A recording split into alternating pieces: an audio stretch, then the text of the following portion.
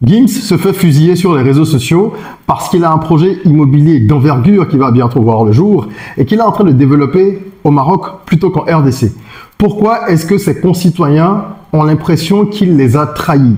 Nous allons aborder ce sujet et on va également par extension se demander pourquoi généralement lorsque les personnages publics n'investissent pas constamment ou exclusivement dans leur pays d'origine, ils sont traqués, persécutés même, je dirais, par les fans, les supporters, les soutiens, appelez ça comme vous voudrez, un peu comme s'ils devaient absolument ne faire que ça, investir chez eux et uniquement chez eux, en dehors de leur ville d'accueil ou de leur pays d'accueil qui leur a permis d'éclore. Pourquoi est-ce que Gims est donc la cible de toutes ces attaques?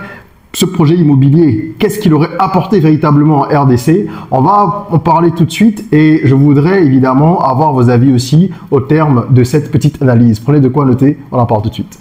Je suis Régis Saizy, entrepreneur multipotentiel, conférencier, formateur et artiste. Je partage avec vous sur cette chaîne du contenu propulsif pour vous aider à rêver, oser et créer. Hello les rocks, j'espère que vous êtes solides. Moi je suis en parfaite forme et je suis plein de gratitude envers l'univers. Je vous souhaite la bienvenue si vous êtes là pour la première fois. Ici on rêve, on ose, on crée, d'où notre mantra, soyons rock. Il y a une vidéo ici quasiment tous les jours et nous abordons des sujets variés mais qui sont tous interconnectés, à savoir le business, le développement personnel, l'éducation financière et l'actualité de la communauté noire. Aujourd'hui nous allons justement parler de business, également d'actualité, parce que depuis quelques jours, Gims est la cible à nouveau d'attaque de sa communauté et plus largement de nombreux Africains, même si c'est quand même majoritairement des personnes de la RDC que l'on retrouve à la manœuvre sur les réseaux sociaux. Pourquoi? Parce que son projet immobilier va bientôt être lancé. Ce n'est pas nouveau, il a annoncé il y a un bon moment, mais j'ai l'impression que l'éclosion, la matérialisation du projet étant de plus en plus certaine et on va dire imminente, les gens découvrent avec surprise qu'il y a ce projet. Il y en a qui n'étaient peut-être pas au courant ou qui espéraient que ça changerait en cours de route. Premièrement, vous devez savoir que ce type de projet ne change pas en cours de route étant donné l'investissement. Ici, on parle d'un projet immobilier baptisé Sunset Village Private Residences qui est donc porté par Gims, d'accord, qui en est l'initiateur, manifestement, et qui prévoit la construction de 118 villas de luxe, d'accord, qui vont voir le jour au Maroc. Ces villas-là, nous dit-on, allient l'exotisme de Bali et l'élégance de Marrakech. Ces villas sont réalisées par un promoteur immobilier expérimenté, mais elles sont portées par Gims, donc c'est une sorte de partenariat, ils doivent avoir leurs accords. Alors, sur les réseaux sociaux, on a remarqué pas mal de déceptions du côté des Congolais. Dans les commentaires que moi j'ai pu voir, on lit un peu tout. Je vais me désabonner de toutes tes pages, je n'écouterai plus ta musique, tu es un traître, tu es ambassadeur du Congo, pourquoi tu fais ça? Quand est-ce que ton pays va se développer si tu mets ton argent ailleurs? Et ceci, et cela, et ceci, et cela. Pourquoi il y a ce sentiment-là qui pousse les gens à se dire que une personne qui réussit doit obligatoirement et on a l'impression exclusivement mettre son argent dans son pays. Je voudrais rappeler ceci. Le projet en question, c'est un projet de 100 millions d'euros. 100 millions d'euros. Je vous laisse faire le calcul en CFA pour voir. Gims réside au Maroc depuis 2013, si je ne me trompe pas, d'accord, avec sa femme ou une de ses femmes, en tout cas celle qui est médiatisée. Et il a toujours prôné son amour pour le Maroc, ce pays qui est devenu sa terre d'accueil. Évidemment, la France lui a permis d'exploser artistiquement, mais là où il se sent bien, apparemment aujourd'hui, c'est au Maroc, pour des raisons qui sont certainement propres à lui dans certaines interviews. Il en a cité quelques-unes. Est-ce que ça veut dire qu'il n'aime pas son pays? Je ne pense pas. Il est d'ailleurs ambassadeur, je crois, culturel ou quelque chose de ce genre, nommé par le président de la République lui-même. Est-ce que ça veut dire qu'il a donc un devoir de, je dirais peut-être de priorisation? Est-ce qu'il faut absolument qu'il mette d'abord la RDC devant ses propres intérêts? Je n'en suis pas certain. Quand on veut choisir un business, il y a plusieurs facteurs qu'on prend en compte. Je voudrais déjà dire ceci, je ne suis pas en train de faire une vidéo pour aller dans le sens de Gims ou contre ses fans ou ses détracteurs. J'essaye de faire une analyse impartiale avec l'œil du rock, c'est-à-dire l'œil business et développement personnel. C'est comme ça que nous faisons les choses sur cette chaîne. Quand on veut lancer un business, on regarde plusieurs paramètres. Moi, j'ai développé une méthode, par exemple, qui s'appelle Pentapay. c'est-à-dire 5 fois P. Et c'est une méthode que vous pouvez retrouver dans mon livre 100 business rentables pour l'Afrique, dans lequel je présente une centaine d'opportunités adaptées au contexte africain, avec cette méthode-là qui vous permet de choisir le business qui vous convient le mieux, qui correspond le mieux à un moment T. Alors, quand on part de cette méthode ou d'autres méthodes qui existent, il y a des éléments clés. Le premier P, par exemple, dans PentaP, c'est profit. Comment est-ce qu'on s'assure que l'activité est rentable? Comment on va mesurer la profitabilité? Si on prend un projet immobilier d'une telle envergure, je suis désolé de le dire, ça va peut-être pas plaire aux Congolais qui vont suivre cette vidéo, mais c'est une réalité. À l'heure actuelle, le Maroc présente une attractivité plus importante que la RDC. Parce que le Maroc, en termes de tourisme, il n'y a pas photo. Hein. Quand on dit Maroc et RDC, il n'y a pas photo. Vous imaginez bien que ce type de villa va servir dans l'écosystème touristique. On parle de villas qui vont certainement valoir 1 million d'euros à peu près chacune, sur la base des données que l'on a. Donc, les personnes qui vont acheter ces villas, ou je ne sais pas si c'est destiné à de la location de longue durée, peu importe l'usage qu'il en sera fait, ce sont des gens qui vont avoir plus de plaisir à se rendre au Maroc, parce que c'est un pays qui a déjà été mis à un certain niveau en termes de standards, avec tout ce qu'il faut pour les commodités lors d'un voyage, pour les touristes, hein, que ce soit le tourisme d'affaires, de plaisance, etc.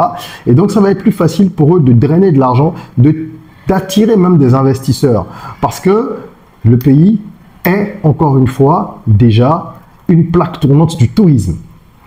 Au-delà de ça, comme je l'ai dit, vous voulez attirer des investisseurs, il faut que l'environnement soit propice. Dans la méthode PentaP, il y a un P pour paysage aussi, qui rappelle un peu la méthode Pestel, d'accord, où on va analyser les environnements, les facteurs, politiques, économiques, socioculturels, etc.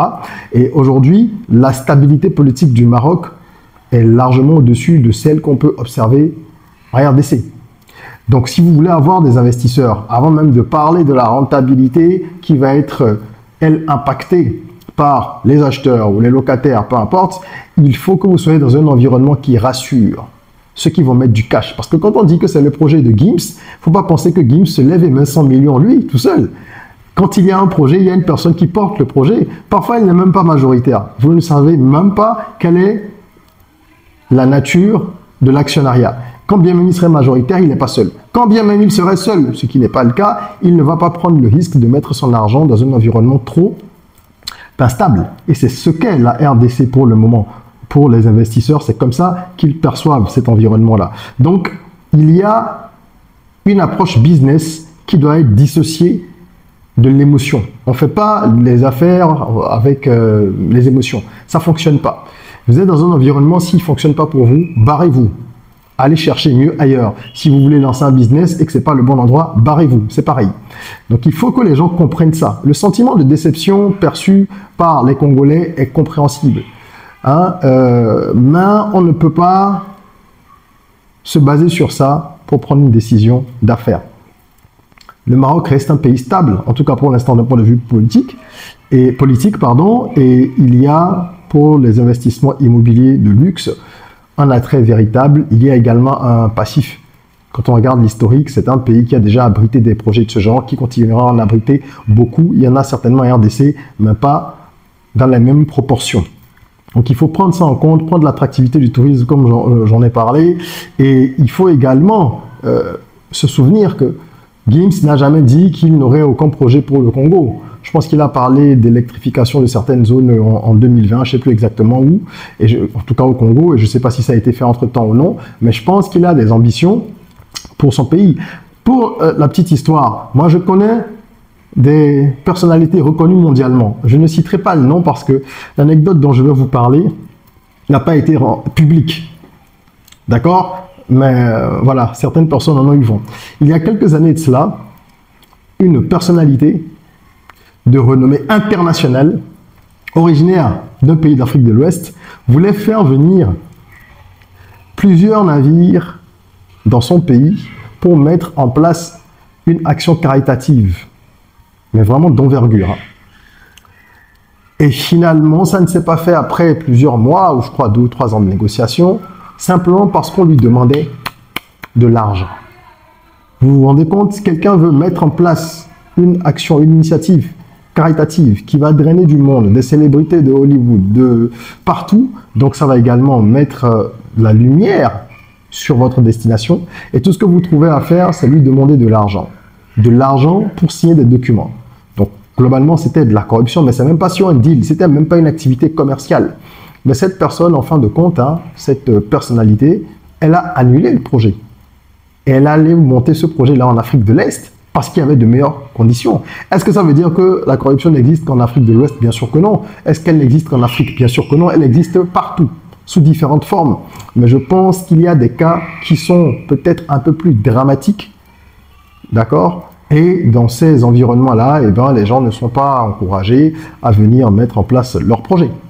Il faut simplement comprendre ça aussi. Qu'est-ce qui vous dit qu'il n'a pas envisagé, Gims, de le faire en RDC à un moment donné et qu'il y a peut-être des conditions comme celle-là ou d'autres qui l'auraient poussé à se rabattre sur l'option la plus logique d'un point de vue business, c'est-à-dire rester au Maroc qu'il connaît très bien, où il a des entrées jusqu'en haut lieu, d'accord, il est vraiment introduit dans le système et il sait qu'il va bénéficier aussi bien de ces relations-là que de l'attrait du pays d'un point de vue touristique. Donc il faut savoir raison garder. En même pas 100 millions d'euros, en sachant que c'est l'argent d'autres personnes, en plus de notre argent, dans un environnement qui n'est pas stable. Vous faites un pestel pour un projet pareil, toute personne sérieuse qui peut faire un pestel vous dira ce n'est peut-être pas le bon moment de le faire en RDC. Ce type de projet, il faut chercher ailleurs. Ok? Et vous appliquez ma méthode pain tapé, ça va être pareil. Le profit, et il s'est rendu compte qu'il va être plus important du côté du Maroc. Tout simplement. Voilà. Parce que dans pain tapé, vous avez le profit, vous avez ensuite la performance, c'est-à-dire la vôtre, vous avez la passion, la personnalité et le paysage. Donc si cette méthode vous intéresse, que vous voulez en savoir plus, n'hésitez pas à checker le livre et vous aurez justement le cœur, comme je disais, 1600 idées de business là présentées de façon détaillée avec une vidéo complémentaire pour chaque business présenté et un template de business plan offert en plus. Voilà. Laissez votre avis en commentaire et on pourra en discuter. D'accord? Ce serait intéressant de voir ce que chacun pense. C'est ainsi que l'on s'enrichit les uns les autres. Merci d'avoir suivi cette vidéo. Si elle vous a plu, mettez un petit like et partagez-la. Ne gardez pas les bonnes choses que pour vous. Et en attendant qu'on se retrouve pour une nouvelle vidéo, prenez soin de vous, de votre corps, mais aussi surtout de votre mind. Rêvons, osons, créons, soyons rock.